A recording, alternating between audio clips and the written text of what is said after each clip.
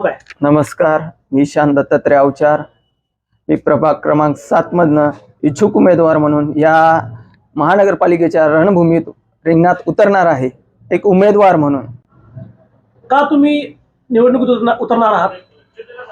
हे लोकांच्या समस्या जाणून घेण्यासाठी, आमच्या प्रभागामधल्या अडचणी, तिथे भरपूर काही सुविधा नाही आहेत सध्या तरी, त्या व्यवस्थित करण्यासाठी म्हणून मी या रिंगणात उतरणार आहे. माझ्या वडिलांचं नाव दत्तात्रय बापूराव अवचार.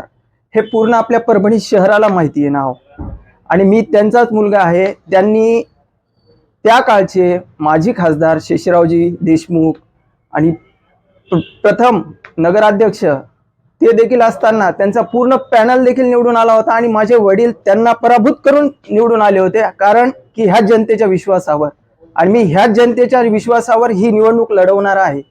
आणि नक्कीच निवडणुकीसाठी जे जे शस्त्र लागणार आहेत, ते साम असो, दाम असो, दंड असो, ह्या पूर्ण आपली तयारी आहे. पूर्ण ताकदीनिशी मी या निवडणुकीमध्ये उतरणार आहे. मी माझ्या प्रभागातल्या कामांमुळे आणि त्यांच्या समस्यांमुळे, त्यांच्या हॉस्पिटलच्या असतील, शिक्षणाच्या असतील, किंवा इतर कुठल्याही समस्या असतील, की बाबा हॅलो, एक फोन आला त्यांचा की हे काम राहिले माझं, की ते जेवढ्या लवकर होईल तेवढ्या लवकरात मी प्रयत्न करून करतच असतो.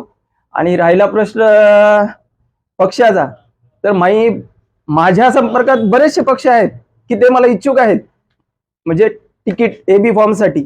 आणि मीही विचार करेन, जरी भेटला तर योग्यच, की आपल्याला उमेदवार पाहून, समोरचे प्रतिस्पर्धी पाहून, जे आपण निवडणूक लढवायची आपल्याला, ज्या मुद्द्यांवरती त्यांचं विजन जे असेल आणि नसेल, ते मी पूर्ण ह्या समाजासमोर, ह्या जनतेसमोर, माझ्या मायमाऊली मतदारांसोबत हे सगळं व्यवस्थितपणे त्यांना समजून सांगून आणि त्यांच्या समस्या दूर करण्यासाठी मी नक्कीच प्रयत्न करणार आहे. मी शेवटी मतदारांच्या विनंतीवर उभा राहिलेलो आहे.